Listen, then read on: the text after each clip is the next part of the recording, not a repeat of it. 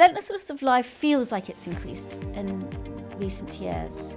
The whole VUCA situation, volatile, uncertain, complex and ambiguous. Life feels faster with the more connectivity there is in the world, through digitalization of everything. I think therefore our pressures are different than any generation before us has ever experienced. And a lot of people feel they've got to be on a lot more often. And I mean, thinking of our parents, our grandparents, they did a 9 to 5. 5:30, they'd be home. 6 o'clock, they'd be having their gin and tonics. I mean, most of us are still head down at 6 o'clock.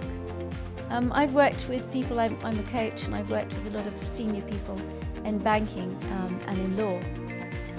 And many of them get up at 6 o'clock, maybe, to do exercise, maybe see the kids over breakfast, maybe not. Don't get back till 9:30. And then go on conference calls or work on their computer. So I think we are working relentlessly, and I think that has to stop. It is not the way we've learnt from this research to do excellence. If you're worn out and if you're working relentlessly, it's very hard to be creative. It's very hard to give amazing performance when you need to. So I think we must learn something about the rhythm. The military know this. The military have a rhythm. They understand when to work, when the battle's on, I guess.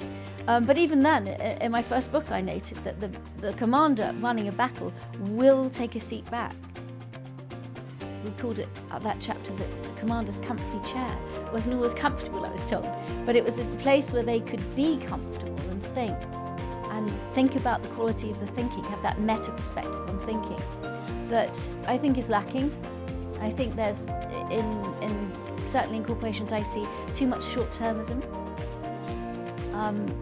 and that drive to achieve quarterly results brings about almost a manic busyness that isn't getting us anywhere.